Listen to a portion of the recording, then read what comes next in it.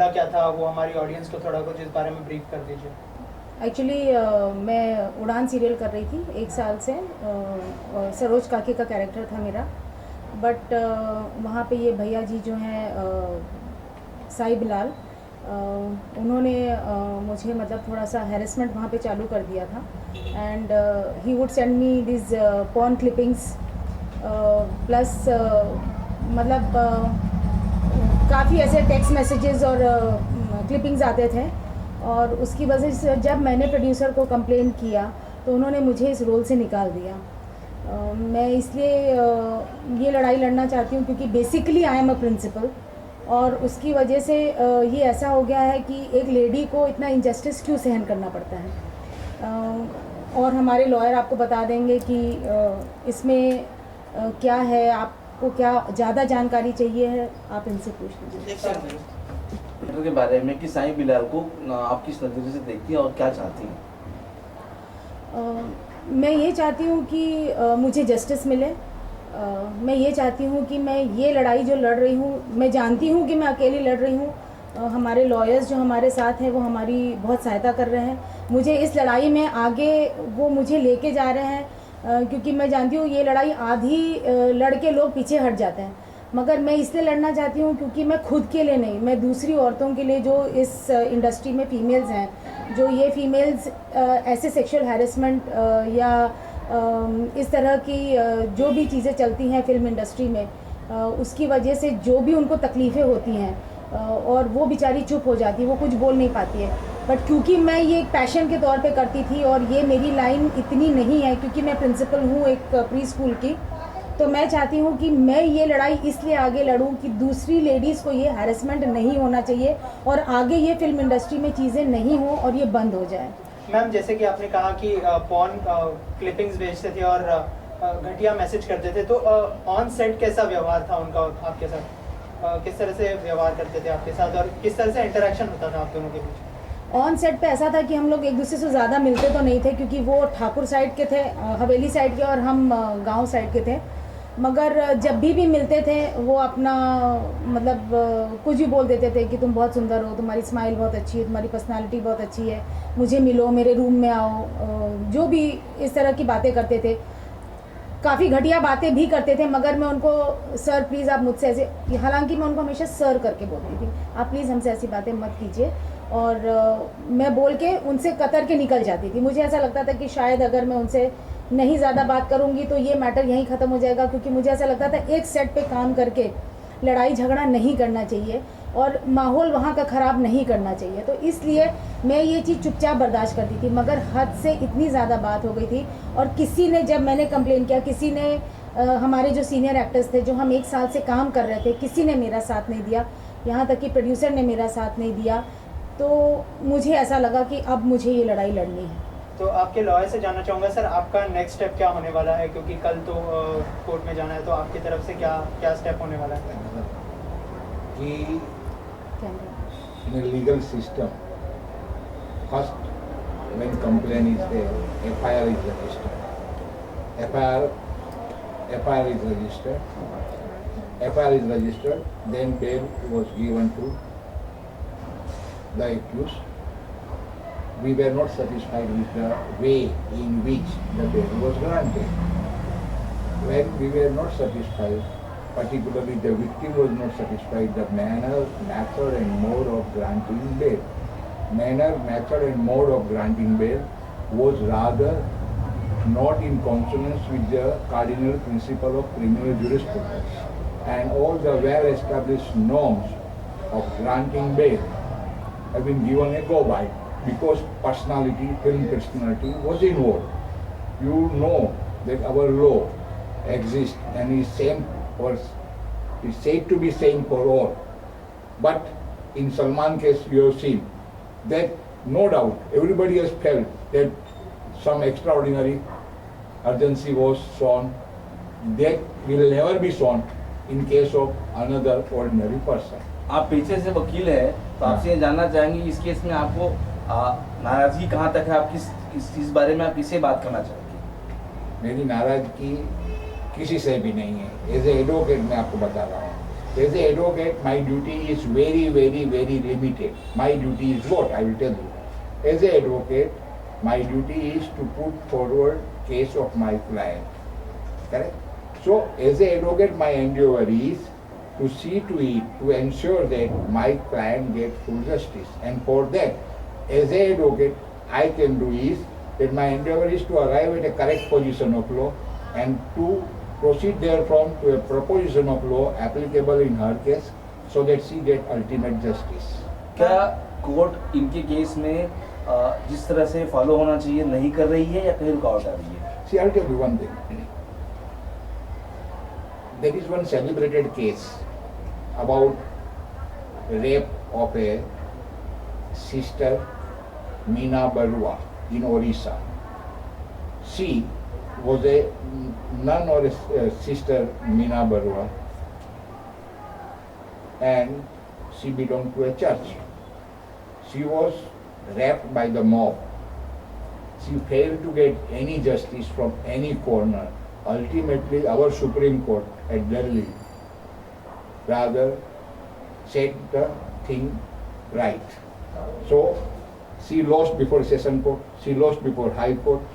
Ultimately, Supreme Court came to her rescue and they have realized the judicial magistrate who conducted identification parade in case of a rape matter deliberately bungled up the matter. And as a result of that, it has so happened that her entire complaint would have become infructuous. But ultimately she got justice, and that case is reported one, and that case is being followed in such kind of woman harassment. And this particular case, Meena Barua case versus State of Orissa, was reported in 2014, AIR, SCW, page number 14. And that case is a landmark judgment rather, that what are the powers of the court, and if someone play mischief or if any injustice is done, then person will get, see by this judgment what happens, that victim really gets that if truth is on your side, you need not worry about all other factors, side factors, face value, everything, don't worry about it. Ultimately you will get justice one day. It may be a long way, but our system is such that it grinds slowly but surely. So you need not worry. Ultimately, the law of the land will prevail, but you have to undergo struggle. And see, delay defeats the equity, we say. Our courts are so overburdened, we cannot find fault with our court even. Our system is such, our courts are so much overburdened that mala vel nahi, that one sentence is sufficient. So casual approach in case of a threat of acid attack on a woman also is taken in that fashion only. Mala vel nahi. So ultimately this is going to boomerang one day on system and boomerang one day on society even. That court is not having sufficient time. That is not finding fault with any particular judge. That is our system itself is such that is unable to take up the cause expeditiously.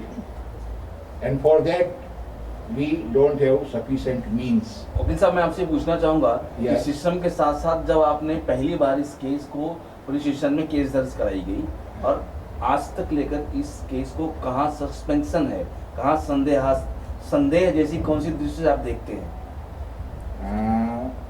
इसके लिए बाद में ये interview यानी ये खत्म होने के बाद में इन्होंने खुद ने प्रेसिडेंट और प्राइम मिनिस्टर को एक लेटर लिखा था, चीफ जस्टिस ऑफ इंडिया को. वो लेटर की कॉपी सर्कुलेट प्रेस के करेंगे so that you will understand that see there are so many things which can not be across the table, which can not be narrated. There so many details are there, so many nitty-gritties are there, there are so many technicalities are there. So all these, there are two main letters, one written by her to the President, Prime Minister and Chief Justice, and second, when she received a acid attack threat, she has written again. Both these letters will clarify everything. Any journalist, anyone who has got a curiosity or anyone who is interested in finding out the truth will get everything, every answer by these two letters only. See, as far as I am concerned as an advocate, the bail which was granted by Borivali Court, we have challenged this before the session court by way of moving an application for cancellation of bail. Our application for cancellation of bail was at last heard. Arguments were advanced, it was heard, and it is reserved for order. It has been kept for order.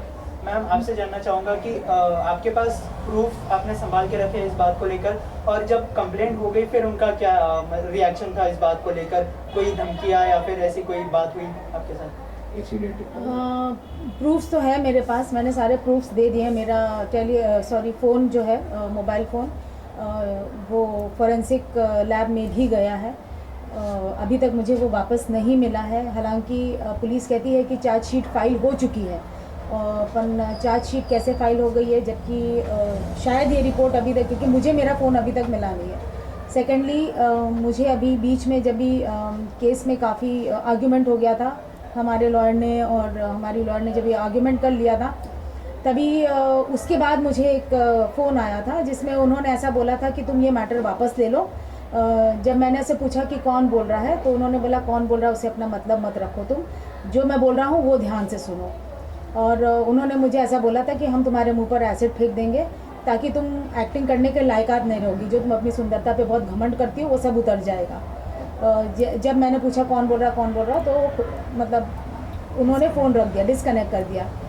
मैं तुरंत उसी रात को मैं police station गई। मैंने बोला कि ऐसा मुझे एसिड अटैक का थ्रेट आया था। मैंने हालांकि उन्होंने बोला कि इसकी मैंने सीडी भी बना के उनको दिया, बट आज तक उसके ऊपर कुछ कार्रवाई नहीं हुई, कुछ उसको सीरियसली नहीं लिया गया। और शायद ऐसा है कि वो लोग रुके हैं कि अगर मेरे मुंह पे आई थिंक अटैक हो जाए तो फिर उसके बाद वो जो भी कार्रवाई करेंगे। बट मुझे ऐसा बोला गया था कि हम उसमें इसलिए कुछ नहीं कर सकते हैं क्योंकि उसमें कल्प्रिट का नाम नहीं लिया है, तो क्योंकि कल्प्रिट का नाम नहीं लिया है हम कुछ नहीं कर सकते उसके लिए। अगर उसमें कल्प्रिट का नाम लिया होता था तो हम उसको मैटर को आगे बढ़ाते थे। बट मेरा ये बोलना है कि मेरा तो एक ही केस चालू है और मेरे को इतने केस चालू नहीं है कि इसमें डाउट रहेगा कि ये शायद ये केस के लिए होगा या शायद वो केस के लिए होगा। इसके अलावा कल जो है केस जाने वाला है कोर्ट में, तो उसको लेकर क्या तैयारियां हैं और क्या? सॉरी, कल केस जाने वाला नहीं है, सेशन कोर्ट में। I will correct, okay, so it will be better. See, I will tell you, lower court granted bail to the accused, correct? Now when lower court granted bail to the accused, we felt that all the legal norms were given go by. चलिए हम आपसे जानना चाहेंगे कि आप इस case को किस तरह से अपने डैड की हेल्प कर रहे हैं और किस अपडेट क्या है इस केस का? जो भी ज़रूरत रहेगी, किस स्टेज पे क्या करना है, कैसे रिप्रेजेंटेशन करना है, क्या ड्राफ्टिंग करना है, और जो भी जज के सामने क्या मैं आपको बीच में रोक रहा हूँ। आप एक महिला है और एक महिला का केस आपके हाथ में है। हाँ। तो महिला के दर्द को आपने किस तरह से उबार करके कोर्ट के सामने रखा, जरा उसे कैमरे के सामने दर्शकों को। वो जज के सामने मेरी तरफ से पूरी ठीक तरीके से रख दिया गया है और उस पर अभी ऑर्डर्स के लिए ऑलरेडी मैटर कल पोस्टेड है। और जो विक्टिम है उनको भी लगा है कि जो मैटर मैंने रिप्रेजेंट किया है as her advocate, it was much better than her own expectation. So जो भी ज़रूरत थी मैटर में, जो भी अपने हमें जजमेंट देने थे, जो भी साइटेशंस देने थे, जो भी हमें रिप्रेजेंट करना था, जो हमें एसिड अटैक का थ्रेट मिला था, उसके बाद हम लोग ने पुलिस के साथ फॉलोअप किया है। उसके बाद हम लोग ने मेंबर ऑफ पार्लियामेंट के साथ और जो भी फॉलोअप किया है वो सारे पेपर्स हमने कोर्ट में सबमिट किए हैं। तो अकॉर्डिंगली हमारी तरफ से हम लोग ने 100% दिया है। अभी हम लोग कोर्ट पे डिपेंडेंट है, क्या है ऑर्डर कल हम लोग देखेंगे। कभी कभी कोर्ट से ऑर्डर नहीं होता है, कोर्ट में जज नहीं होता है, अब कोई बाधाएं आती है जो नहीं, उसके बाद की स्ट्रेटेजी क्या है, प्लानिंग क्या है? अभी स्ट्रेटेजी है वेट एंड वॉच। कल की स्ट्रेटेजी है वेट एंड वॉच। मैडम से हम जानना चाहेंगे, मैम कल जिस तरह से कल की चिंता आपको सताई जा रही है कि कल क्या होगा और क्या नहीं होगा, आप के ऊपर इतने अत्याचार, उन्होंने इस तरह से कुछ SMS भेजे हैं और बाकी पॉइंट्स बातें भी कही हैं, आपको लगता है कि आपको न्याय मिलेगा? आपकी दिल की आवाज़ क्या है? मिलना ही चाहिए, क्योंकि मेरे पास सारे प्रूफ्स हैं, सब कुछ है, सब कुछ पुलिस स्टेशन में सबमिट किया है। मैं डरने वाली नहीं हूँ, हालांकि मुझे बहुत धमकियां भी दी गई हैं, एसिड अटैक का बोला गया है कि मेरे मुंह पे एसिड फेंक देंगे। मैं उनकी भी मतलब फैमिली लोगों की तरफ से कि उड़ान की टीम की तरफ से मुझे भी धमकियां ये आई थी कि हम देखेंगे कि तुम्हें आगे इंडस्ट्री में काम ना मिले। मैंने उनको ये उत्तर दिया है कि नहीं मिलेगा तो मुझे कोई गम नहीं है, मगर मैं अपनी लड़ाई लड़ूंगी, भले कोई मेरा साथ दे या ना दे, मगर मैं ये लड़ाई ज़रूर लड़ने वाली हूँ और आखिरी दम तक लड़ूंगी, सुप्रीम कोर्ट तक। Thank you ma'am. Thank you so much.